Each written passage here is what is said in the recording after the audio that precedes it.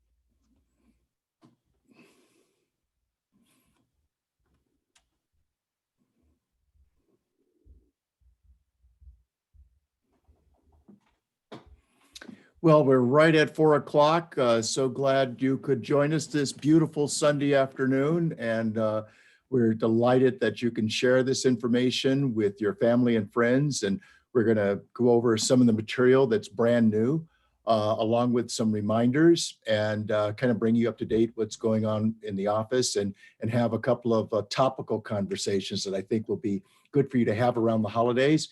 Because of course, so many people are saying, who knows what's around the corner? Well, no one can predict the future. But one of my favorite lines is, you don't need to predict the future to prepare for it. And that's what we're all about, preparing for the good, the bad, and the unforeseen. So you might want to get a piece of paper and a pencil, or however you like to take notes on your tablet or whatnot, because there'll be some things that you just won't grasp. But if you write them down, I think you have a chance of being able to recollect, your thoughts and to see what points you were trying to make. And as I say, some of these talking points I think will be useful, not to argue with people, but to get a sense for what are people expecting, and are they prepared for the unexpected, whether it's good news or bad news. And by the way, it has nothing to do with being positive or negative. I mean, the news is the news. A red light's a red light, a green's like a green light. What's positive, what's negative? Frankly, my dear, I don't give a hoot. But I think we've learned a lot from the people we've had the pleasure working with. So that's part of the reason we give thanks to you, particularly from our engineering friends who have been rocket scientists, all kinds of engineers. I think we've learned the most from them as a group. And as a group, they seem to think along these lines. I don't want to hear sales stuff. I don't want to hear, pie in the sky. In fact, what I do want to hear is you show me a good argument about how bad it could get. See if I can work with that, because if I can, I'm good. And if I'm not good with that, then show me how we might be able to do better. I mean, and the engineers they can be quite confrontive. They're, as far as they were concerned, they said, we put a man on the moon and brought him back safely. What have you done? I think that's a fair question. So it's not about what's good or bad or positive or negative. It's about, are you ready? And that's what we'll be talking about in terms of some of the things that we see on the horizon, some things that, the good news, and I'll just give you one of those just to kind of set the stage here. If you look at Great Depression 1, that's something we have studied for a long time, and we feel like it's something that we really need to get a handle on, because it was so devastating and because it, just crushed a lot of people, particularly within their lifetime. We'll come back to that. But here's the point I really want you to hear. On a per capita basis, more Americans became millionaires than any other time in history. I mean, that's hard to fathom. But let's just notice, if that is the case, as we find from the research team that we've been paying dearly to since 2000 or so, yeah, that's about right, up to $10,000 a year. And again, most of our peers do not pay for independent research. So that means the only thing we have access to are the folks who tell us stuff. And those are typically the folks who manufacture stuff like exchange traded funds and mutual funds and real estate and things of that nature. And of course, it's always a good time to buy a stock, right? Well, maybe not. But that's the whole point. We want to get information from those who have no product to sell, no agenda to propagate, or no opinion to defend. We want to talk to the best and the brightest and get their sense of things and how we can learn from history to be better prepared for, again, the good, the bad, and the unforeseen. So we'll get all into that. But again, on a per capita basis, thanks to the Great Depression, more Americans became millionaires than any other time in history. And I submit to you, that's probably the best news I can share with you, because if that was possible then, it suggests to me that whatever's around the corner, something good is possible out of that. And on that note, as an example, we were studying some of the things that happened with the Spanish flu back in 1918, and we find that radiators came into play in the US of A as a function of that very serious situation. And of course, we're in another one right now. I'm calling this pandemic the disaster of epic proportions. It's changing everything right before our very eyes, and yet we don't really have a sense for how it's going to turn out. But there will be good things that come out of that. And of course, we want to be prepared for those good things. And that's what we're really talking about. We think there's going to be some surprises to the downside in the very foreseeable future. On the other side, we see, happy days are here again, but we want folks as prepared as they possibly can be to weather the serious occasions that we think are baked in the cake, so that we can stay in the game and not need a Hail Mary pass, and be prepared, particularly with cash, to take advantage of the next wave, if you will, as opposed to trying to go back to look at the last wave and hope and pray, like either one is a strategy, hoping or praying. We don't want to rely on being hopeful and being prayerful alone to hope that things get back to the way they were. No, we need to be prepared for this wave and the next wave behind it, because we know the waves are coming. So we'll get into all of that. But first, I want Daniel Medina. I'm delighted that Daniel is still here. He's been here since September, October of 2016. And he's our math man, and we depend on him. And we're going to go through some of the math, and I'm going to call on him to help us do some of that math, so it's not so daunting. But as I say, grab a piece of paper, take some notes. If you want to take pictures, you're welcome to, of the slides. We have less than 10, but I want you to focus on some of this material, because we think it's really, really important, and we think it helps you get a better understanding of what's going on and what you're doing and why. And of course, I will always be thankful to being on the panel. There are only two of us: Peter Lynch, who made Magellan famous and Fidelity famous. It was on a panel, and one of his best lines was, as an investor, you need to know what you own and why you own it. And unfortunately, most of us don't. So we are really appreciative at this time of the year to work with you. We think the world of you personally and professionally, and we think we are just as blessed to work with you as we are to work for you. And let me just say this real quick, that some of the questions that people have been a little hesitant to ask were like, PPE money. Did you guys have to take PPE money? And the answer is, we did not. And probably the reason for that, or I would say my rationale behind that, is that it's because of how we price the business that we do. By virtue of you paying us, thank you very much, a flat fee for the assets under management. It's so significant to recognize we are literally on the same side of the table. In other words, you don't want your account to go down significantly. We don't want our income to go down significantly. We love planning, right? And just before the virus hit, we got new flooring and new paint as we were redoing our contract for another 5 years here. So we're still here. The PPE did not get in our way. And that's probably because how we're compensated with a flat fee for the assets under management. Typically, our part of the equation is 1%. It does go down as account sizes go up. In fact, I think on our $10 million account, the fee structure part that we receive is less than 30 basis points. That's 0.30 of 1%. So, unlike so many other things, our costs actually go down as the accounts go up. So it's one reason, for example, that people find other money because they can reduce their expenses. That's not a bad thing. So Daniel, would you kind of walk us around the website People probably need to be familiar with what we have there. We want to encourage them to go there. We've got a couple of new interviews that I think you're going to be posting, and you want to make sure you let folks know if they want the material that we're presenting today, how they might get that. Thank you, John. So our website, just in case you haven't been there, is www.ybpoor.com or westlakefinancialadvisors.com. On the homepage, you'll see a section for interviews. This is where we post all of the media that we do, whether it's an interview or a blog post. This is where we'll be posting the new interviews, and we'll send out emails as well. On here as well, you can find our questionnaire to get your risk number. And at your leisure, watch our video. And when you click on get your risk number, this will take you to our Riskalyze page where you can get your own risk number. Also, make sure you check out Amazon for John's book. You can find it under Making Finance Make Sense. And that's available through the Kindle version you can see it on your phone or paperback. And I mean, I'm amazed that the Kindle price is a whopping 99 cents. So this may be something that plays well for relatives, particularly around the holidays. They're 100% my work. And the other part of the equation is if you'd like a copy, let us know. If you prefer a Kindle copy, we can send that to you, our gift. If you prefer a paperback version, please let us know. You can email Daniel as we're on this call. We'll put that in the mail to you. And if you would be so kind, if you like the work, please make comments at Amazon, because none of you are afraid to make goals, and sometimes we even reach them, right? Hallelujah.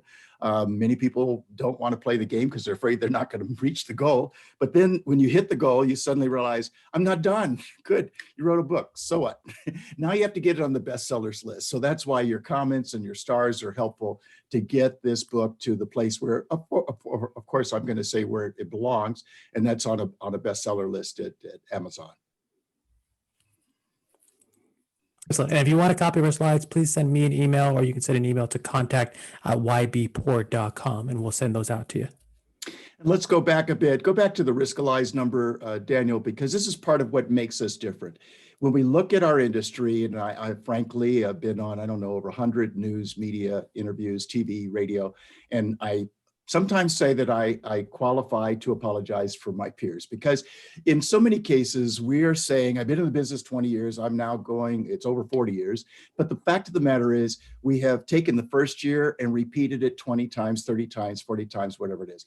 We do not come forward with new information or different ideas, or to say, geez, look at what happened to 2000. Geez, look at what happened to 2008. We didn't see that coming, but here's how we can be better prepared. By the way, Daniel and I went to right after he joined, I was trying to impress him with the people that I knew, and we went to a great presentation. And this particular speaker really got our attention when he said, this is like 2006. And he said, we've been through 150% decline, many investors have. Suppose there's a second one in the same decade. And on the way back to the office, I looked at Daniel and go, that's a good question. I haven't heard that question before. And I think we need to pose that question. So let's spend some time with our clients after we go through to see how we might reconfigure portfolios starting right away in 2007, so that maybe the declines won't be so severe. And the first account we went to was our largest single account at the time, about $10 million. And I like to say sometimes it's good to be lucky than good. This was January of 2007. Long before 2008, where we came to this account and met with the trustees and put forth a series of proposals that we suggested might help them weather whatever's coming around the corner, and we don't know when that is or when it's going to strike. But again, this was well before September, October of 2008, when the grit started hitting the fan. So what we noticed is they didn't do anything. And in fact, and then we went to all of our clients. We started with the biggest one and went to everybody we could. And most of you have had these conversations at one point or the other to find out how aggressive are you willing to be. It's senseless in the way we look at things to ask, are you conservative, moderate, or aggressive? Why is it senseless? Because nobody knows what those terms mean. It's not a mutual conversation that we're having. we're lost in space. And in fact, I'm sure one of my very best clients is on this this time with us and with this webinar. He started when he was all at 14. He's one of the bright engineers that I happen to know. And he says, you know, I'm a conservative investor. And I go, well, looking at your real estate portfolio and your 401k, those statements are telling an entirely different story. And while I want you to know I hear you, I have to believe the statements. These statements reflect that you're being aggressive. I'm not saying that's bad. It's just that, again, when you get comfortable doing what you're doing, you call yourself conservative, but the statements reflect a different story.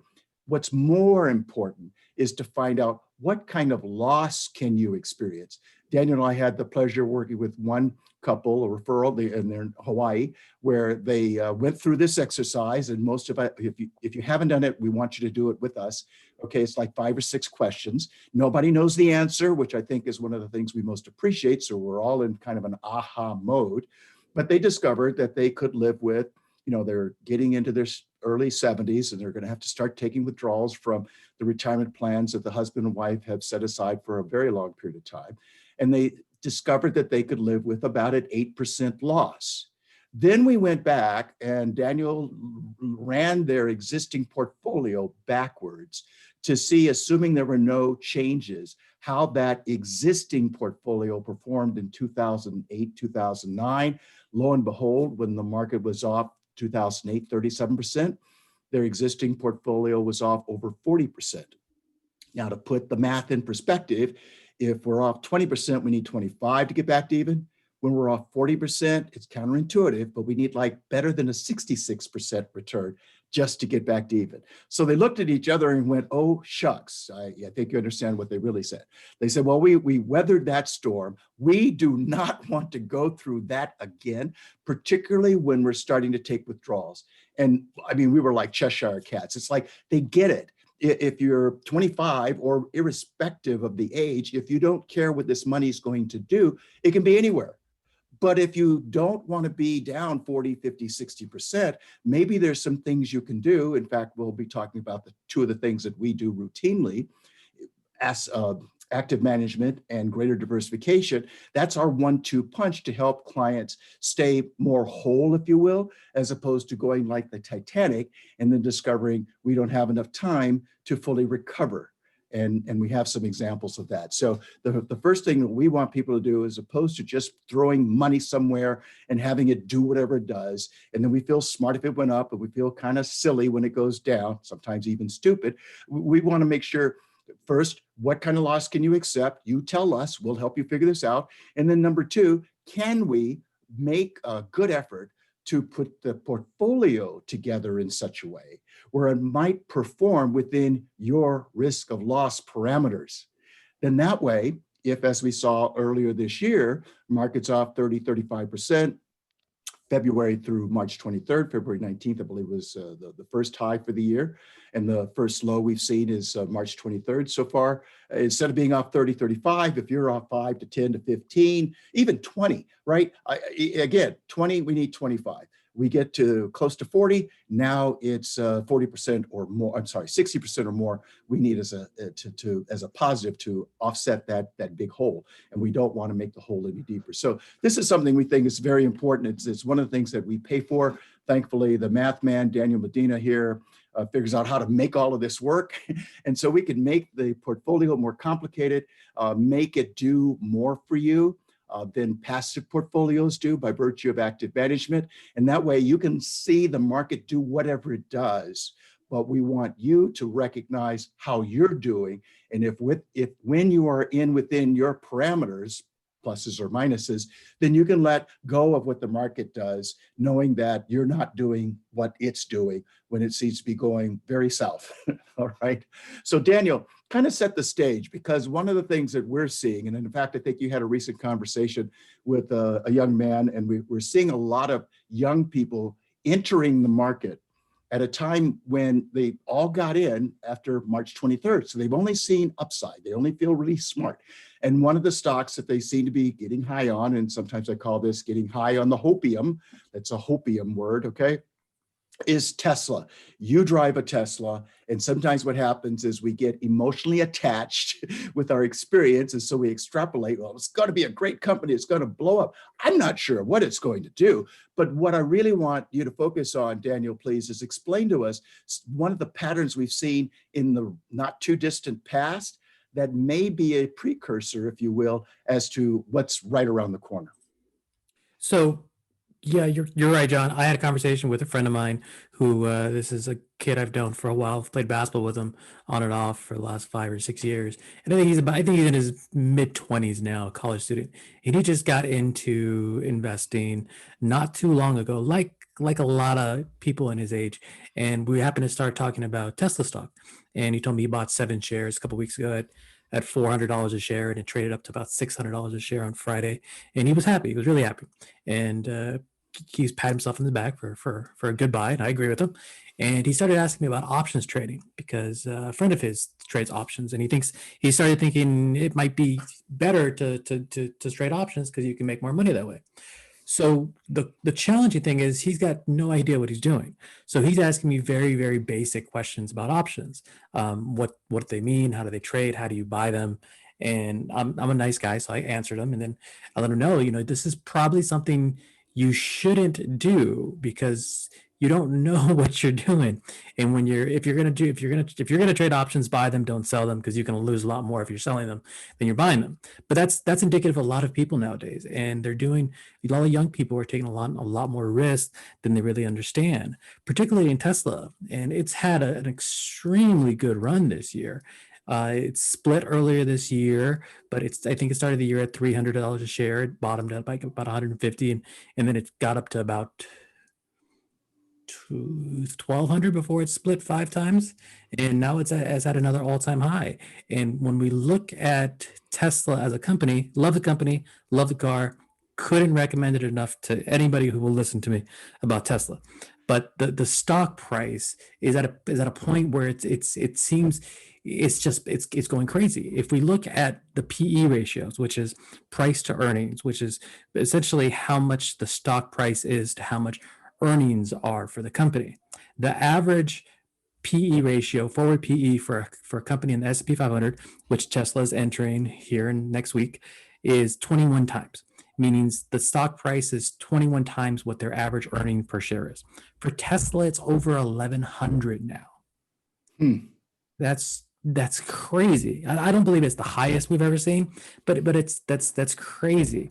The stock valuation for Tesla is more than GM, Volkswagen, and Ford together, with a fraction of the sales. As a company, it's hard to fathom that it's that valuable with the sales that it has. Now, I mean, you can make arguments for the technology that they have and future sales, but it seems crazy. So when we look back at other bubbles, like the tech bubble, Yahoo was admitted to the S&P 500 in December 1999, and then the tech market busted 4 months later. In the mid 2000s, some real estate companies got added to the S&P 500.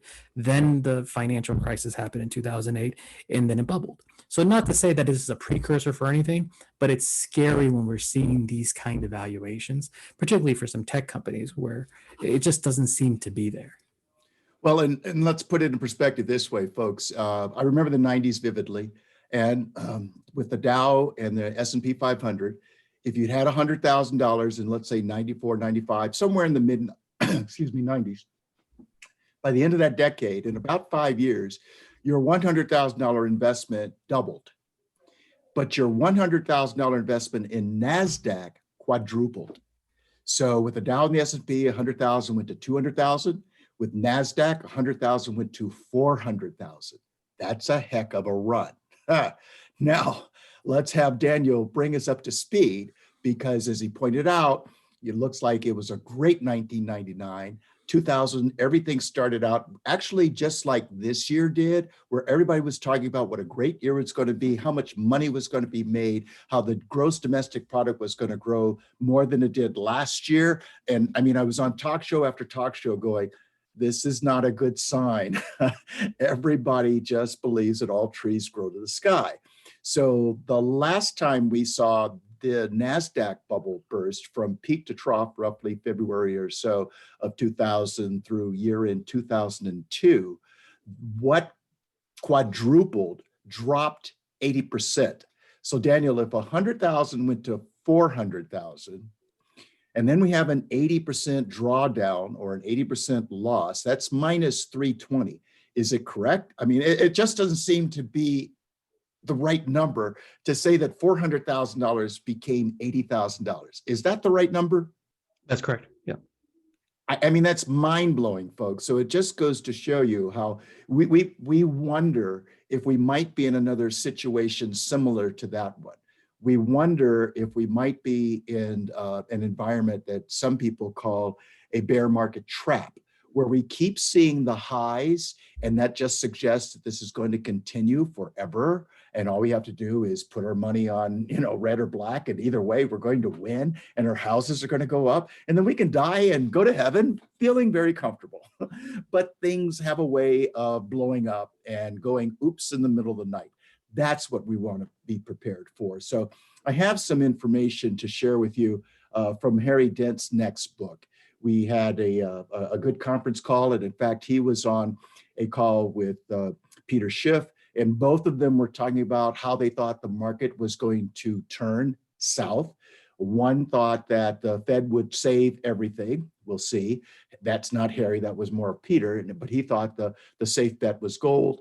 Harry is not a gold bug, and he points out, and I think correctly so, that when we look at 2008, what happened was that it was the US dollar that was the salvation, if you will. We might have been the best house in a bad neighborhood, but all the money flowed into US dollars. And I suspect that will happen again.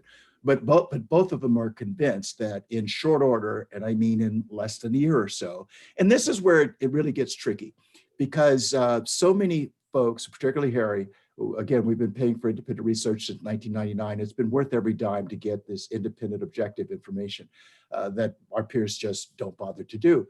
But what he does, I think to a fault, is try to say, here's what's going to happen, and here's when it's going to happen. And that's when he gets knocked in the head, because when it doesn't happen on that day, then everybody goes, he doesn't know what he's talking about. But let's also learn from our friend, Federal Reserve Chairman Greenspan. Remember when he coined the phrase irrational exuberance?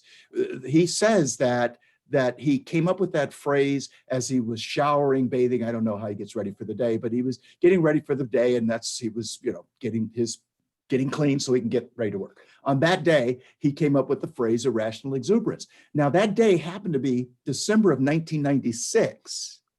So notice we just talked about the Dow, the S&P, and NASDAQ doubling and quadrupling over the last 5 years of the 90s. When he came up with this phrase, and then we saw the stock market continuing to post these magnificent new highs almost every day, so many of us were going, okay, he doesn't know what he's talking about. Well, then we had the debt crisis, 80% loss. And all of a sudden, everybody remembers who said it, and now they're giving him credit for it. So as I say, it's not so important to try to get the date right, but it's the preparation that needs to be done. So let's take a little trip down history and notice that, if we're in a bubble, and there are those who think that everything's in a bubble right now, it's what caused it and what could happen. And I think some of these concepts are very good. Oh yeah, what we're looking at is a double dose of vaccines will keep the market soaring, right? That's what seems to be the predominant perspective at this particular time. So let's go to our first chart, and we'll see that, this one I really want you to focus on, because this might be the most important information we can share with you. So please read this. We'll go along. Please go along. We'll take our time. But I want you to get some of these numbers, and you might want to write some of them down. There's only really 3 sets of numbers that you might want to write down. But we're looking at this megaphone that Harry describes as what's happened with the Standard & Poor's 500, and it looks like we've hit the top twice. First, you might recall, fourth quarter, September 23rd through Christmas Eve, 2018, market was off 20%. Many of you may recall we called you on Christmas Eve, and some of you gave us, kind of a challenge. John, Daniel, you're calling on Christmas Eve? I can't believe you're working. Why are you calling? What is terribly wrong? Well, Mr. and Ms. Client, we thought we would call you with some good news. What good news could you possibly give me? Well, clearly you're paying attention to the market, and this is my point. And you might know that as of today, right now, this minute on 12/24, the market's off 20%, but your account is off significantly less than that, like 8 or 7 or 10, significantly less. And then the call would turn very different and they'd go, oh, well, that's good news. Well, Mr. and Ms. Client, that's why we were calling. Well, have a Merry Christmas, John and Daniel. So glad you picked up. So here we are with the high back in September of 18, 29.41, and the low of 23.47. Notice that the next high is 33.94 on the S&P in February or so. And by March 23rd, if I'm not mistaken, that decline was 35%. Now notice the decline in 2018, that bottom was 23.47. And notice the bottom in March of 2020 is 21.92. What do you see? The 21.92 is clearly less than the 23.47. The point here that Harry is making is markets often have a trend to the upside and a trend to the downside. And when we see this trend where the decline is consecutively less than the decline before, that is not a good sign. So here Harry goes to say, if you're looking for a number to keep your eyes on and you're listening to the news, listen to hear where the S&P closed. We saw a top of 35.88. I think we've got a little above that since then, but Harry's now suggesting that with the S&P 500, we could see a top of 37,500 or 3750. So look for those kinds of range of numbers, roughly 3,600 to roughly 3,700, just to kind of keep it easier. But those may be the tops. And what he's saying, as you can see, is by March 21st, he's expecting us to test a new low, a low lower than we saw in 2020, a low less than what we saw in 2018. And he's suggesting that we could very well see the S&P 500 drop from 3,750 to 2,100. There's that 41% loss. That's what we're paying attention to. If you are looking at the NASDAQ, the numbers, which I think is at an all-time high as of Friday, and the futures look like they're going to be good tomorrow, at least that's what the futures are saying. The number to watch is 12,500 to 13,000. So say 3,600 to 37 on the S&P, 12,500 to 13,000 on the NASDAQ. In either case, it may be that those are the highs and everybody's doubling down on how good this is and how it's just not going to stop. And then the music stops and everybody has to get off the carousel. So if you have any questions, shoot them right now to Daniel. Ask them when we're on the phone together, but kind of grasp these numbers because it'll be interesting to see how this plays out. And at least it gives you something to look at or look for to gauge, where are we going from here? But I think it takes some of the uncertainty out of the equation from the standpoint, here's the good news, and here's the news right behind that. That's what we talk about and where we think it makes the most sense to pay attention. All right, so now let's see, where did all of this start? And Harry, I think, did a fantastic job at putting this material together that what started this ultimate bubble? Well, it was all people doing ordinary things. The human population started surging around 1700 and went into full bubble mode from the late 1800s onward. It appears to peak around 2100 at 11 billion plus people. So apparently it looks like the population grew very slowly after the agricultural revolution, emerged about 10,000 years ago.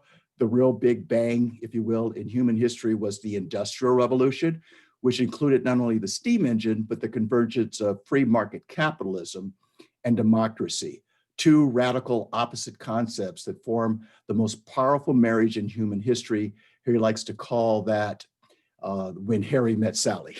So he has a way of putting things in perspective.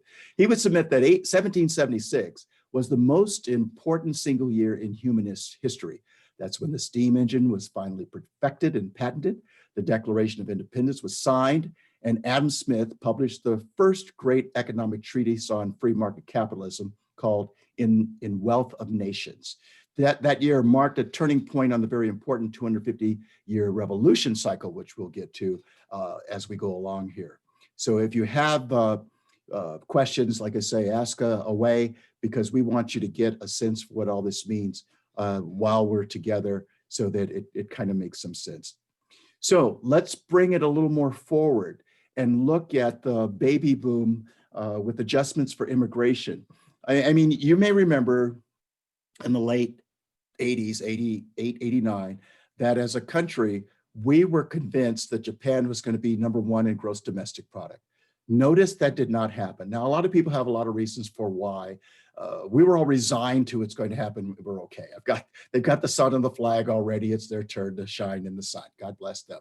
Well, it didn't happen, and I'm going to submit to you that the two primary reasons why it didn't happen is unlike the US, Japan had neither a baby boom of 76 million people that came into these United States, 1946 to 1964, nor did it have any immigration at all. So that's a 1-2 punch that the US of A was able to enjoy. No other country had that combination happening at exactly the same time. So if we look at and we like to say, what caused the baby boom generation? Well, it's scientific. It's called pent-up demand. I mean, you've got all these guys coming home and they've got some things they want to get down and do, and they did.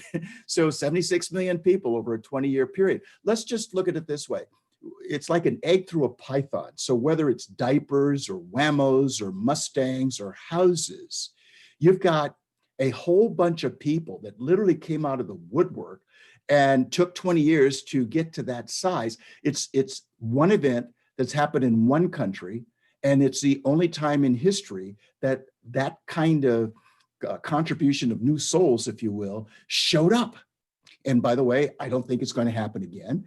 And because of COVID, we were looking at birth rates in the US of A, and it looks as though this year birth rates will be down 300 to 500,000 as compared to last year. So this, as I say, disaster of epic proportions, turning everything upside down.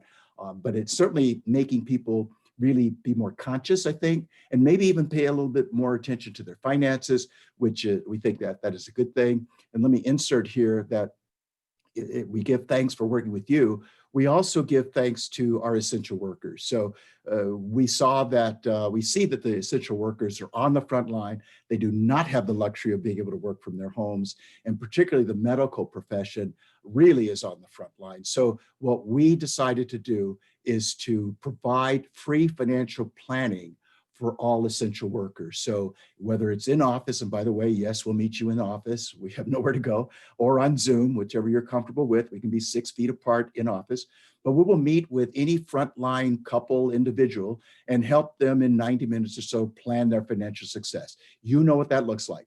How much money you're going to need to make work optional. What happens in the event one of the breadwinners has the nerve to go to heaven? Financially, how do we make that a non-event? And then to the extent that there are children, how might we do the work to see that these folks can graduate? And everybody goes to the graduation crying their eyes out, not only because the child or the children finished college, but because nobody's in debt. That's how we like to do it, all right? So to give you an example, Daniel and I had the pleasure of working with one couple referred by one of our good clients here. And they're making about 100 grand. She's making 60, he's making $40,000 a year, mid-30s, haven't really saved anything, don't have much in the way of a pension, do have some Social Security we gave them credit for. They discovered that they wanted to make work optional at 70. And to do that, to see the equivalent of $100,000 in 2020 dollars, means that they need to set aside about $2.6 billion. Now, this is where it really gets interesting, because what that means is, just to finish this point, they need to set aside 15% of their gross income, that's 15,000 on 100, about $1,300 a month. And if they get a 7% return on average and make those contributions, they can see, guess what? This is what we need to do to get to where we want to be so that we can make work optional on our terms and our time frame. And that way we will have the equivalent of $100,000 plus our Social Security and a little bit of a pension so that we can live life the way we were working to live the way we like to live. And now the job becomes, we want to make sure this money lasts for the next 20 or 30 years. Now, circling back, that $1,300, I was with a friend of my son's who we talk every now and again, and he happened to come over to show me his new truck. And I must tell you, Daniel and I, by the way, we do have a radio show and it is recorded on Voice America. So if you miss it, don't worry about it. You can tune in on Voice America. Fiscal Fitness is the name of our show. After we were doing those webinars, we were invited to start a radio show. So we did back in September and it's going well. So join us there. So we did one segment we called, Are You Truck Poor? And that came from my son's friend who had to show me his magnificent truck. And my father was an upholsterer, so all the furniture we have, he did. And he had a truck where you put furniture. And so you scratch up the bed of the truck. I have to tell you, this truck was the most gorgeous thing I've ever seen. You could serve Thanksgiving dinner in the bed of the truck. So I asked him, I said, well, I don't want to be nosy, but seeing as I know you, how much does something like this cost? He said, oh, I got a good deal. I got it for less than $100,000 or for just a little over $100,000. I'm like, how much? For a truck? This isn't a Ferrari? This isn't a classic something or other? $100,000 for a new truck. Well, okay, now that you've shared that much information, what's your payment? He said about $1,300 a month. I said, oh my goodness. So many of us say we can't save a dime, right? But we can spend like no tomorrow. And notice that if we didn't have to have the new truck and we took the same amount of money for the next 30, 35 years and got a 7% return, we stay in chips, if you will. We stay living the way we used to work to live, as opposed to buying all this stuff and it serves really no purpose whatsoever. So what you see here in the blue is the number of births.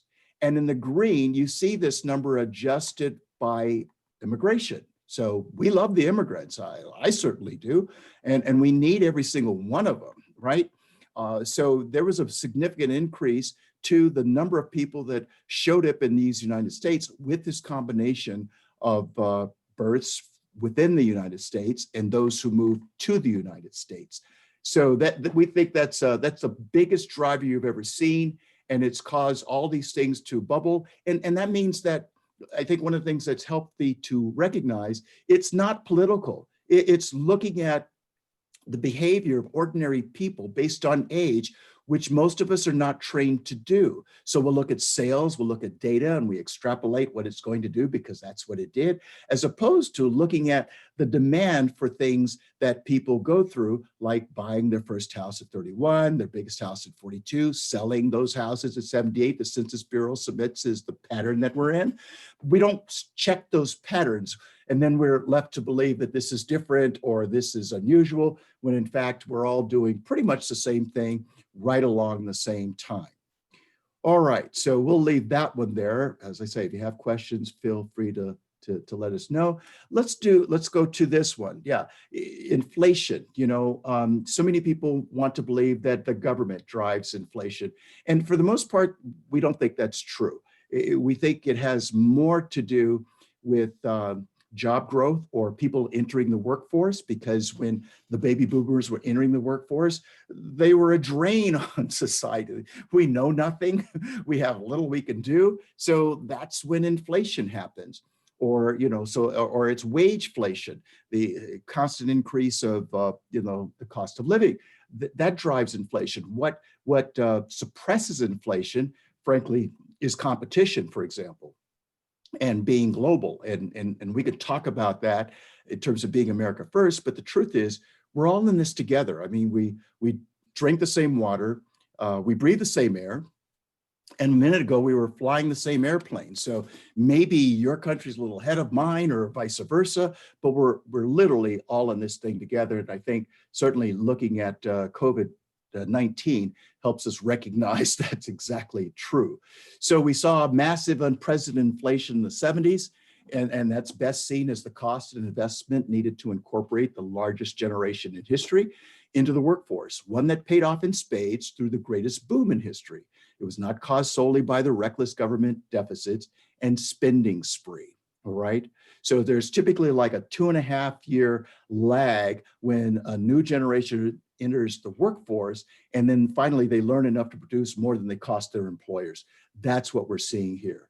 So thanks to technology, we don't see inflation being, certainly not like it was in the early 80s, double digit. We don't see that on the horizon at this particular time. So the baby boom generation not only brought radical new technologies from their youthful innovation to bear on the economy, but they also rose in productivity dramatically as workers went into their 40s. And this was all very predictable. See, this is one of the things that when we study this research, and sometimes I have to wake up at 3 o'clock in the morning, did I get that right? Because it just makes so much sense. It's not driven by some of the dribble, if you will, that or the pablum that so many people seem to get lost in. I mean, for example, we get lost when it comes to real estate, looking at inventory and interest rates and housing starts. Those are all important, but they're not primary drivers. And recognize it this way. When boomers started standing in line, literally, as we did moving into Three Springs, to buy houses, interest rates were double digit. If you had told anyone on the planet in the early to mid 80s that you would see 3 to maybe even lower, 2.5% money on a 30-year loan, they would have laughed you out of your house. But let's just notice, despite interest rates being double digit as they were, with 76 million people entering the workforce, it was a non-event. Also notice that interest rates are the lowest anybody's ever seen in this country, and yet you're not seeing the same kind of interest, maybe just recently, and we can talk about that, as far as the demand for real estate. But I don't see anywhere in the country where people are literally standing in line to put their name on a list to maybe be selected to buy, a house at full market value by a company that just built that house. So things are changing, and please recognize that the children of boomers, for example, looked at their parents driving from Westlake to El Segundo to work to bring the money back to Westlake or Thousand Oaks or Camarillo or Agoura. And they're looking at dad going, you must be crazy. I'm not doing it. I don't really care. And notice the difference in the patterns. Boomers seem to accept these mandates. You will go to school. You will get married. You will buy a house. You will have children. And boomers went, yes, yes, yes, yes. And their children are going, maybe, maybe, maybe not at all. Okay, I will decide, but I'm in no rush whatsoever. But I do not need to run out and go buy some big house with the crown molding and all of this care that the yard needs that I have to pay for or take care of myself. I'd rather have experiences as opposed to a house to show off. So I'd rather have a truck to show off than a house to show off. All right.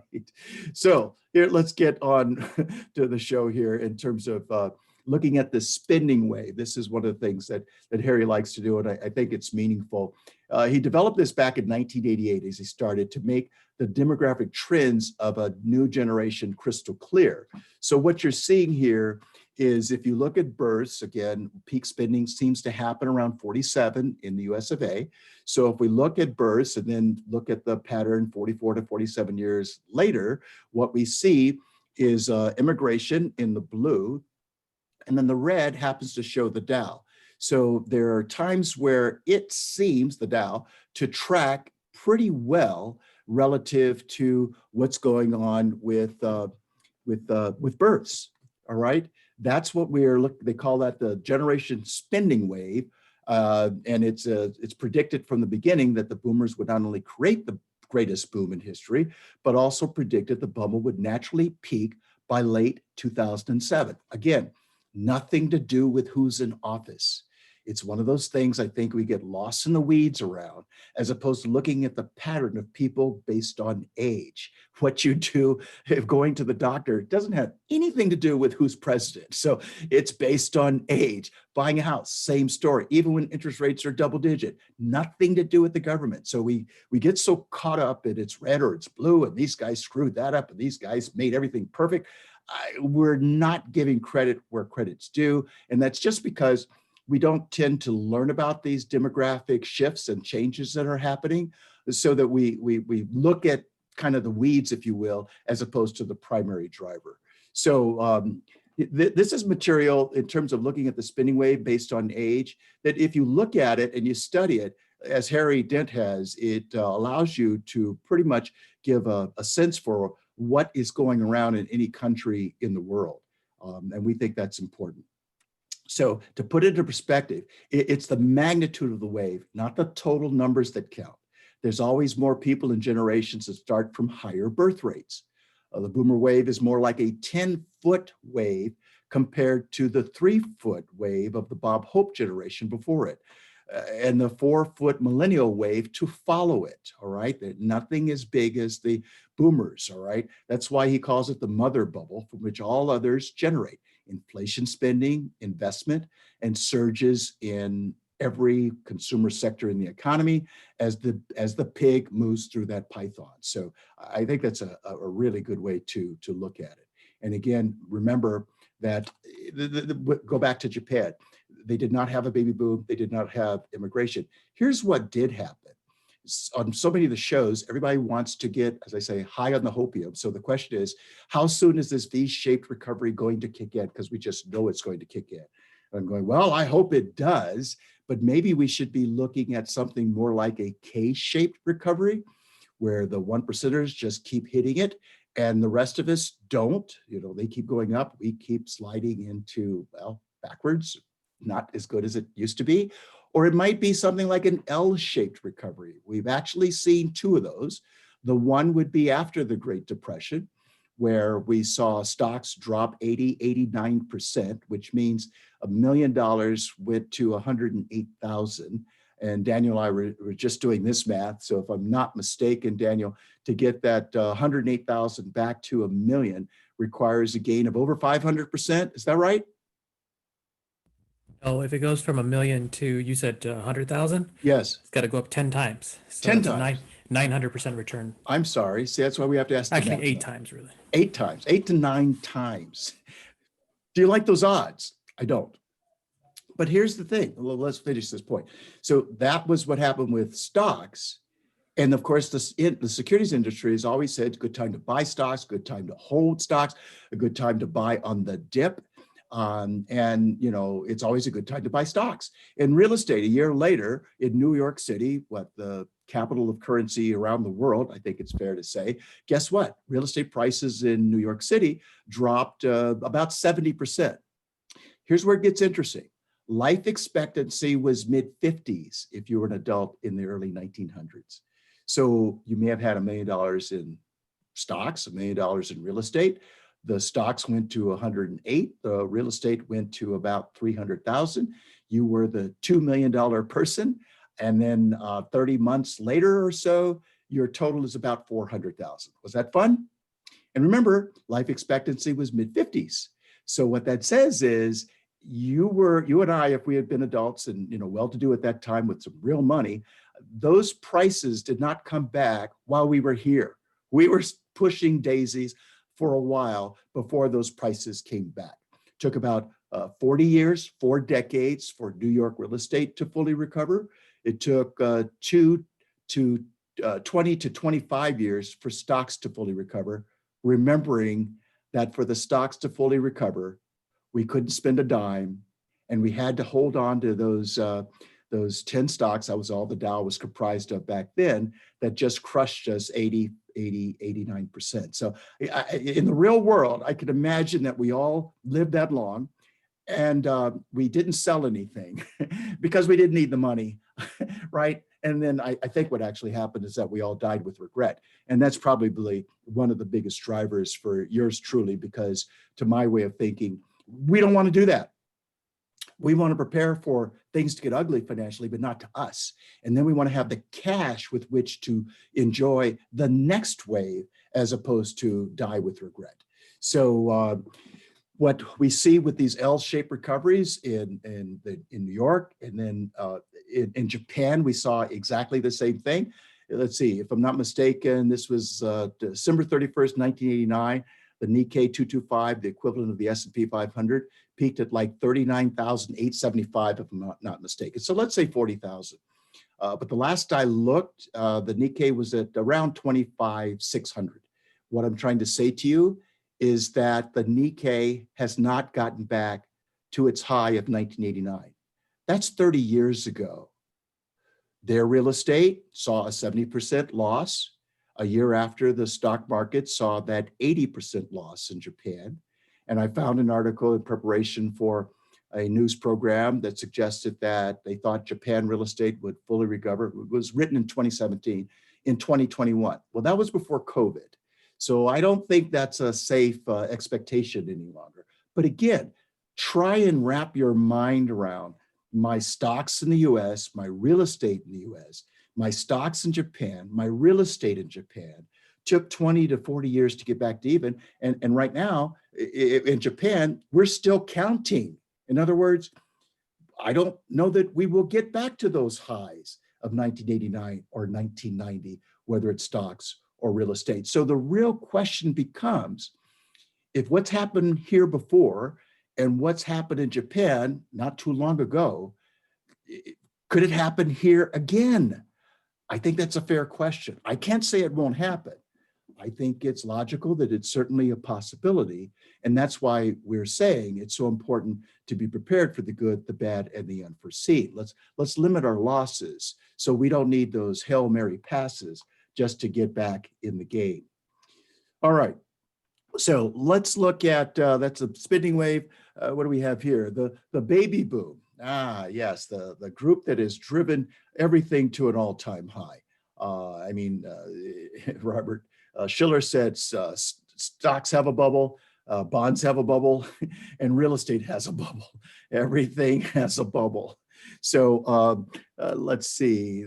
Yeah, here we go. Here we see that this is the bubble boom that started to accelerate from 1983 moving forward as the baby boom spending wave kicked in. These were the kids, who were coming out of college or getting a good job, could borrow money from mom and dad to buy a house, even at 16%, didn't matter. And remember, folks, early 80s, when you were a boomer, if you weren't buying a house, people looked at you like you were out of your mind. Now, interest rates might have been 14, 15, 16%. It did not matter.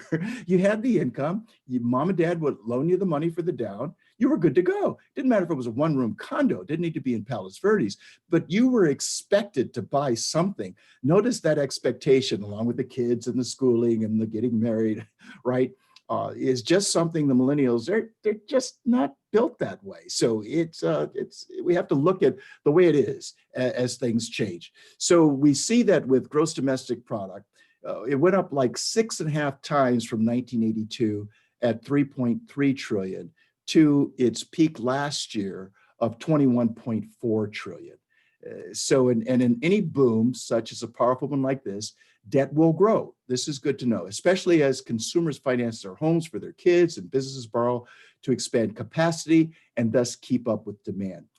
But now most economists focus only on government debt. That's why we like paying for this independent research. We get a whole picture, not one slice or a third of the pieces of the pie, because we want to account for consumer debt, we want to account for business debt, not just government debt. So government debt actually accelerates more in bad times because that's when governments tend to run the biggest fiscal deficits due to falling revenues and higher social costs. Exactly what's going on right now, right? But private sector debt tends to be up to 3 times that of government debt. It's a bigger pile of debt. And it's private debt that deleverages. This is important. It's private debt, not government debt, that gets deleveraged and gets restructured in a downturn, like bankruptcies, for example. Or right now we're seeing a lot of zombie companies where they're really just limping along with this very low interest rate money they have that is available to them, but they really should go into bankruptcy or just close their doors. They're done. But it's private debt that gets deleverages, it gets restructured, especially in a major burst like the one that started at the beginning of 2020, just this year. So now let's look at total debt in the US. And now we're going to look at consumer, corporate, financial, and foreign, which of course went up more as debt almost always outpaces spending in a boom. Here we're talking about a 13 times increase from 6.2 trillion in 82 to 80 trillion in 2019. This is one of the things that really concerns us because, as you know, if you have a home and you put a second and a third on that home and you miss one payment, well, that might impact the other payments that you couldn't reach or complete. And now the house of cards comes troubling down. So at some point, the music at the carousel does stop and everybody has to get off the carousel because things have just changed. So we think that this is the greatest bubble of them all, whether it's financial assets, homes or bonds, but especially with stocks. And as you saw earlier, Harry Dent is suggesting that we could very well see a decline of better than 40% as early as it was at April. So that would be second quarter of 2020. Again, don't look at the number, not the calendar, okay? Because as we hit those highs, people are wondering what's next, and there may be some new lows. That's what would not surprise us in the equation. So we've been around the rodeo. You know, we've seen a lot of things happen since 1979, like 1987, 2000, 2008. Each and every time we have gone to great lengths to see what we could learn. We sometimes were in advance of some of these debacles that occurred, like 2007. We started in January going to talk to clients. And then some of the clients said, well, we're sure glad we did what you suggested because our account's down no more than 20%. Other clients said, gosh darn it, we should have, now you got our attention. Our account's down more than 40%. So, you know, sometimes we get a chance to learn. We're trying to be proactive and prepare as well as we possibly can. And frankly, when we look at our peers, we think we're doing a better job. So that's one of the reasons we can provide these free financial plans, because we think for the most part, those of you who have taken the 1-2 step that we provide for you, which is active management, number one, and number two, we'll get to with greater diversification, you're better prepared than most. That's really what I want you to hear. Pay attention to the numbers that are important to you, like this couple with the 2.6. If they were there, let's just recognize the last thing they would want to have happen is to watch 2.6 get cut by 50% to 1.3. Now, a 4% withdrawal to meet the same income needs has to double to an 8% withdrawal. 50% loss on top of an 8% withdrawal, now we're getting close to 60%. And at 60%, the gains need to be somewhere like 150% to get back to even. We want to keep you in the game as opposed to going, uh-oh, I'm not sure that I will ever survive this, particularly if we go into an L-shaped recovery where it takes longer than 10 years to get back to even. It's now looking like something like 30 years. That might not happen on my watch. Okay, so here's where we think we might get to in terms of this market, up 55 times since 1982. And let's see, get my notes here. Yeah, this is the first major stock exchange were established in London and New York in the late 1700s. And since then, stocks have been on an exponential run, thanks to all these people since 1700. So this is a logarithmic chart, which means that you know, the adjusted exponential trends are in straight lines so we can better grasp the scope of the material that's being presented here.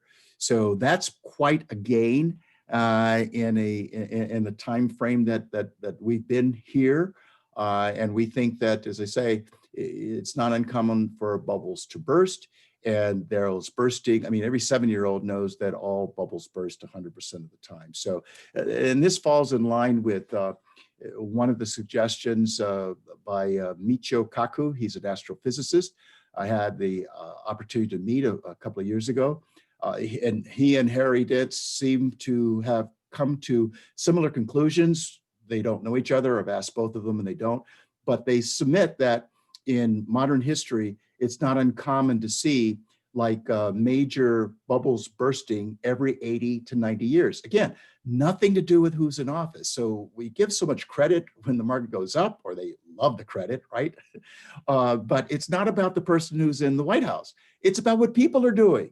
And as I say, if we could learn to look at the buying and selling behavior of people, I think it gives us more to work with and less drama to get confused by. So we want to look at the behavior of people. So again, our 1-2 punch is active management, which the best way I could explain it, it's like Karate Kids, wax on, wax off. In 2008, you probably started the portfolio 5% cash, and most investors stayed 5% cash, 95% invested. Our clients went from, in some cases, 5% cash to 100% cash by year 2008. So that means that their losses were less than they were because the shares were sold before the losses occurred. Now, this isn't market timing. This is looking at the activity of the market every single day. Those are the folks that we hire. We want them to ask and answer this question. Are we putting fuel on this fire or water? Do we believe from yesterday to today? I want them to look at your money daily. That's why we hire them, and then we look over their shoulders to see if we worry about your money than you do. I think that's a fair statement. But what we want them to do is to say, are we buying more shares or selling shares? And in 08, we wanted, for the most part, to be in the business of selling shares every day, every 3 weeks, every other day. There was no set pattern. But by looking at the volatility, as the volatility went south and the market followed, instead of holding those shares, we sold shares and moved into like money market, cash accounts. And then in 09, starting about March 9th, 2009, when we're looking at upward volatility, enjoying a terrific melt up, that's where we want to move out of safety, out of cash, back to the 60, 70, 80%, 100%, whatever the composition might be of stocks and bonds, as an example, to enjoy all of these gains. So if we saw a loss of no more than 20% in 08 and a gain of no less than 25 or 26% net, guess what?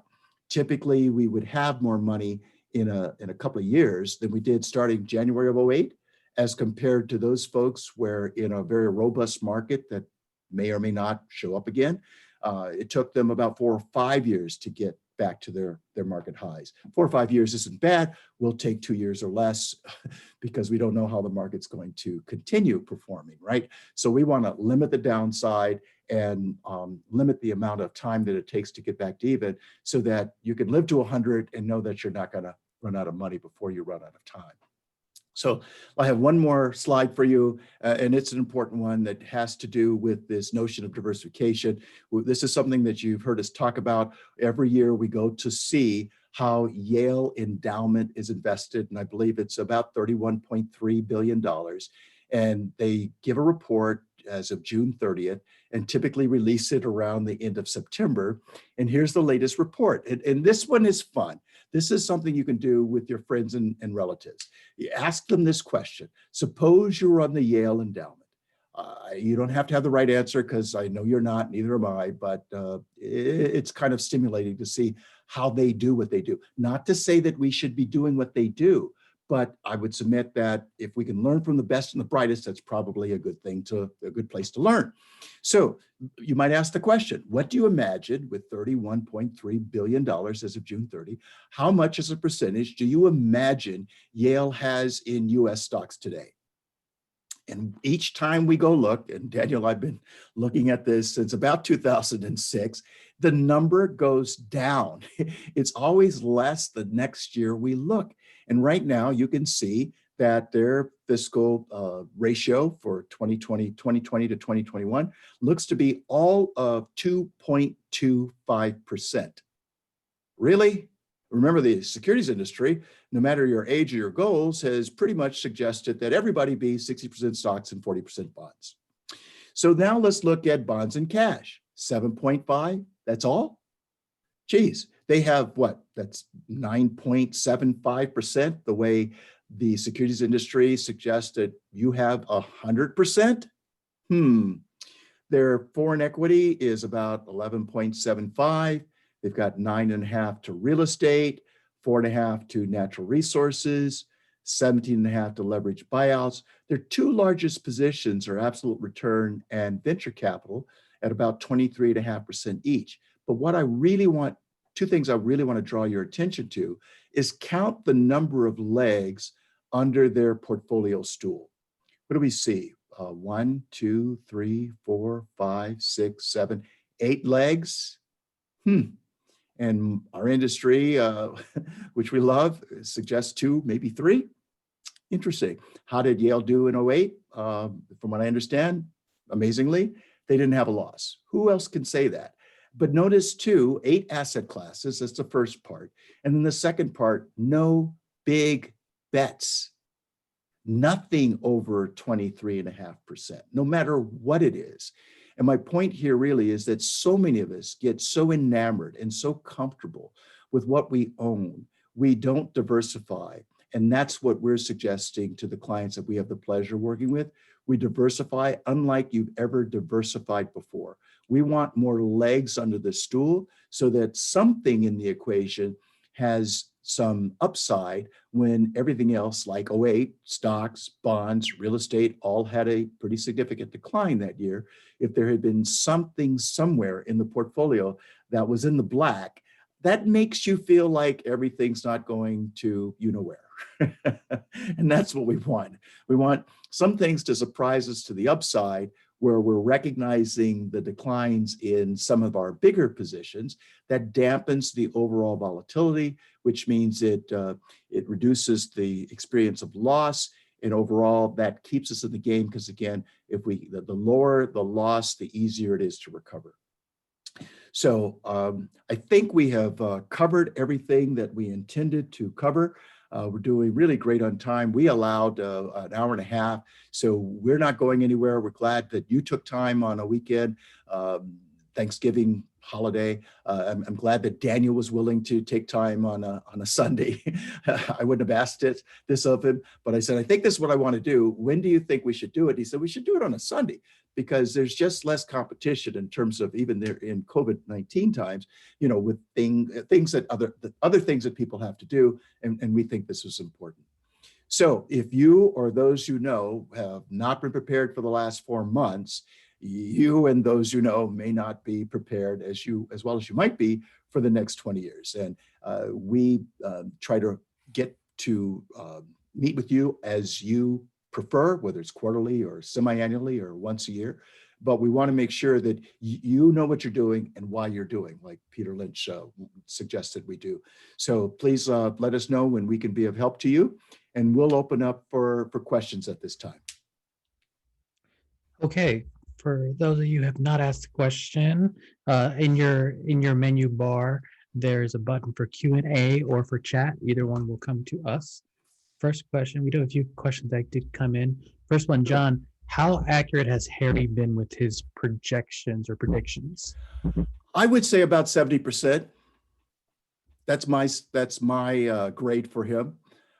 As I say, he gets this information that is better than most, but again, it's more thorough. Okay, he does his homework, so I have to pay attention to him. And there are a couple of other people that we listen to closely. We like the ones particularly who don't have an axe to grind, or they don't have an agenda. They don't have product to sell.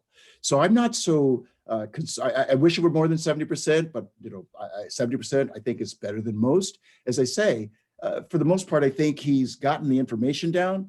Where I think he gets into trouble is he tries to identify the exact date that what he thinks is going to happen is going to happen. And that's why I had to come up with a different perspective, which I call, it's not about the prediction. It's all about the preparation. I mean, if you're prepared for an earthquake in Southern California, do you care whether or not it shows up? If it doesn't show up, you're fine. And if it does, you'll probably be able to tell the story.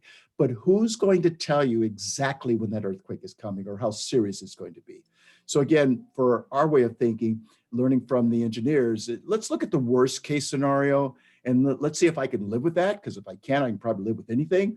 And then look to see if I can't live with that, how I might limit my losses in this situation as far as handling money, so that I'm not depressed and I actually can have a nice day, and maybe I can have a nice life. So, but I think my best answer would be about 70% of the time.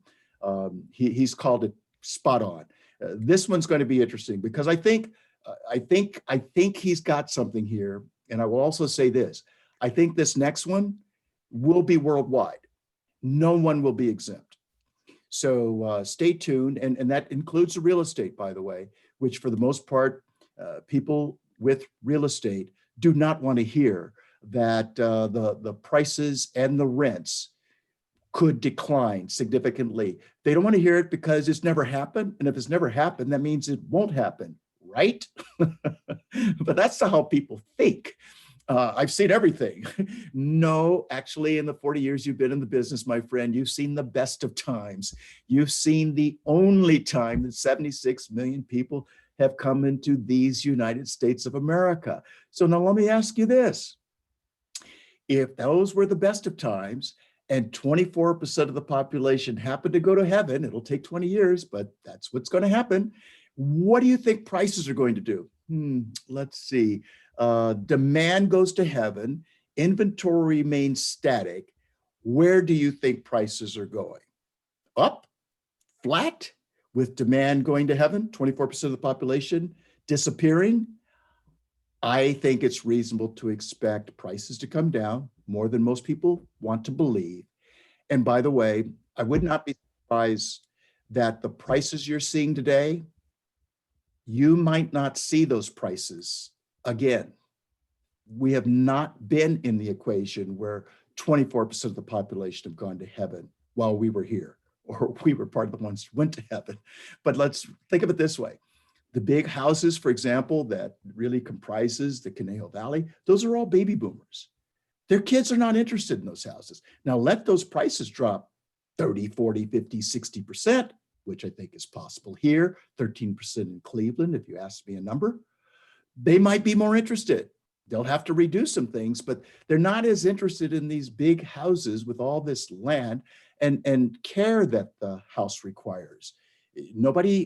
Everybody remembers what they paid for and what it's worth. They don't do the math in terms of what the upkeep was for the roof or the hot water heater or the new garage door or the new oven. We just kind of take those expenses and forget about them. So it would not surprise me to see people wake up and go, geez, we're not the Kardashians. I mean, they're a money machine. There's no question about that. They can buy anything they want. Now, the rest of us, we're trying to look like the Kardashians, and most of us are doing it with debt. That's what most consumers are doing. So it would not surprise me that a number of people kind of do the math and go, geez, does it make sense to have $1 million house when I need $2.6 million to live off of, whether the house is owned, paid for, or rented?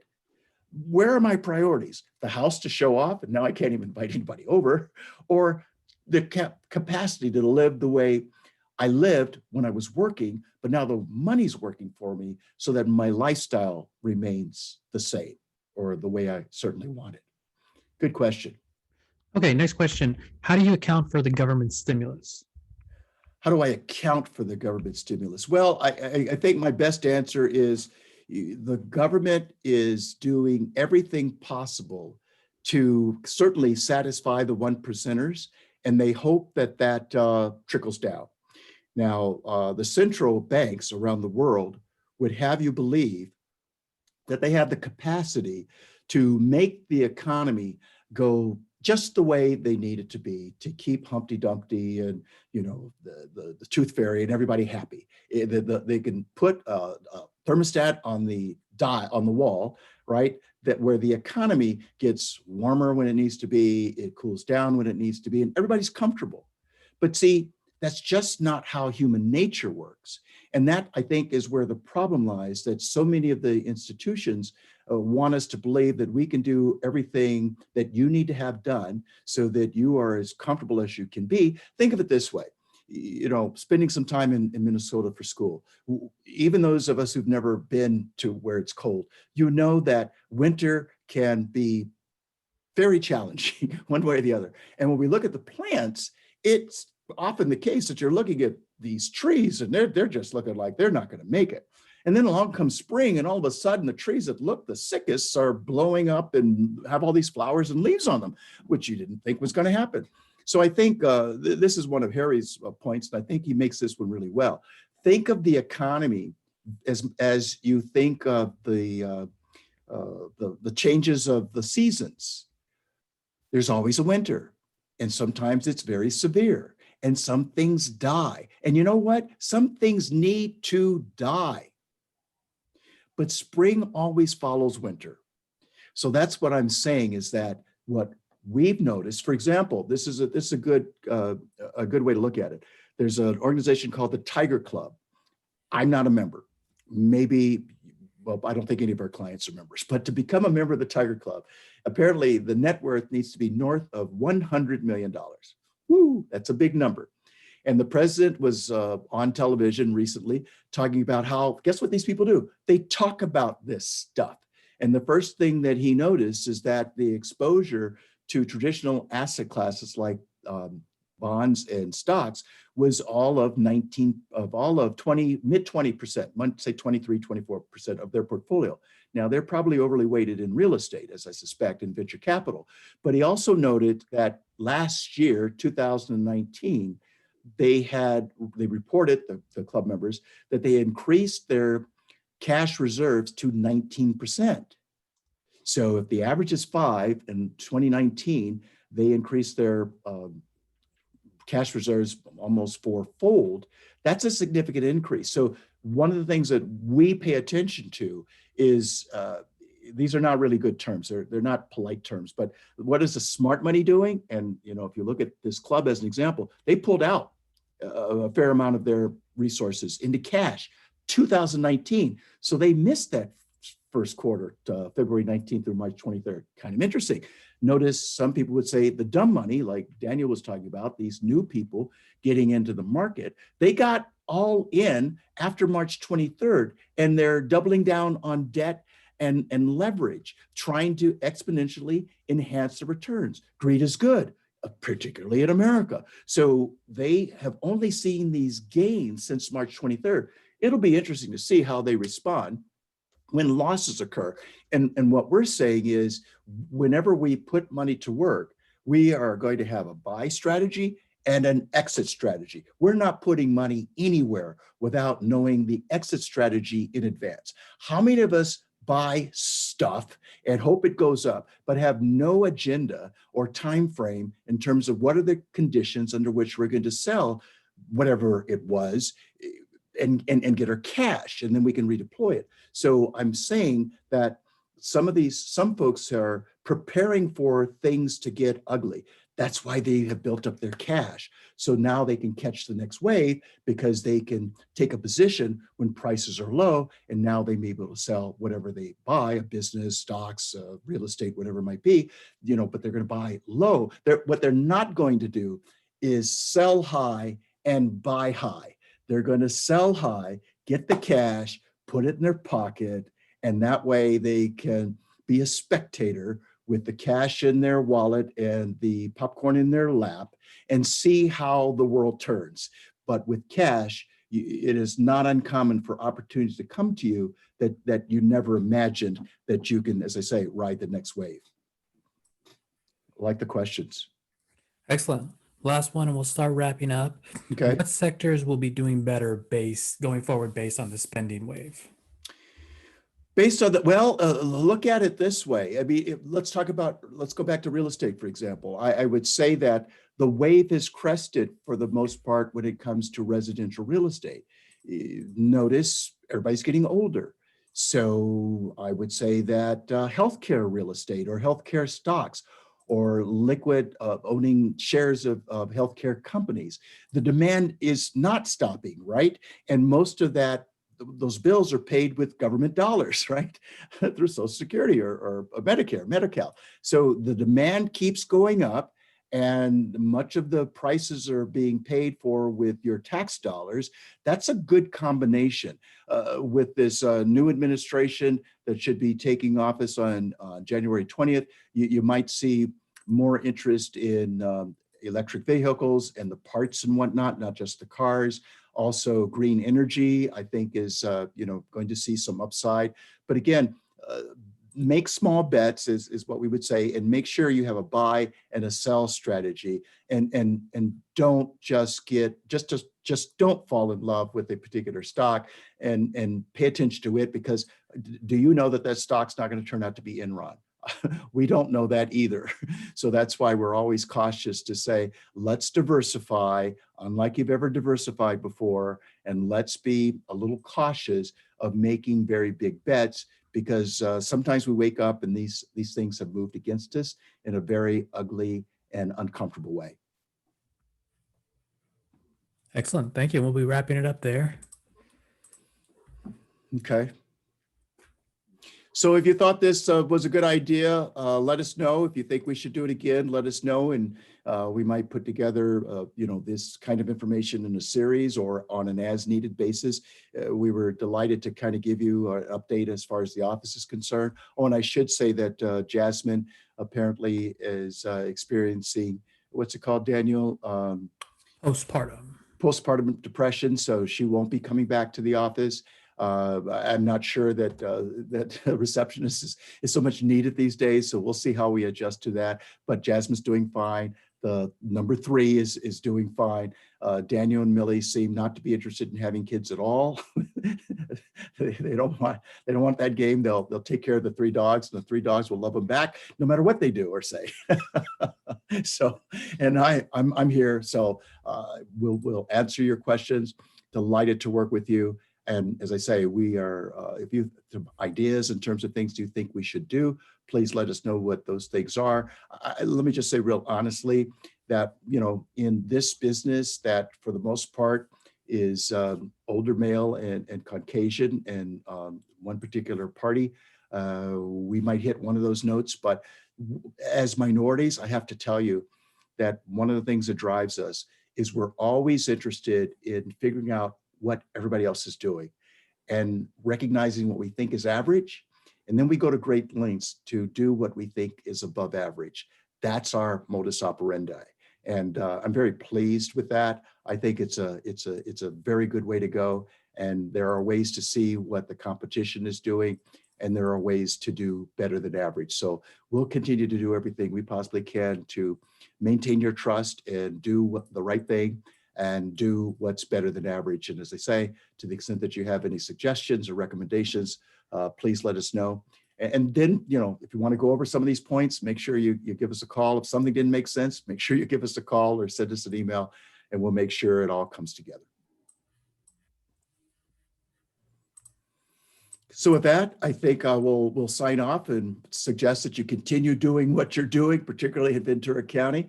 The 3 W's: wear a mask, wash your hands, and watch your distance, because we want you to be together with the ones you love for the next Thanksgiving and Christmas and further beyond that. But let's get through this time. The happier days will be here again. In the meantime, we think some things are going to get a little uncomfortable for most. But again, we think for the most part, if you've done what we've suggested you do in terms of the active management and diversify as much as you can. Certainly it needs more money to be able to do more diversification. But if you're there, you're there. That's all we could do. But that's the 1-2 punch, as I say, we learned 2000, 2008, fourth quarter 2018, first quarter 2020. So we have seen how the recommendations we have made actually helped clients hold up better. And that's the work we're trying to do. We really want to thank you for working with us. We enjoy working with each and every one of you.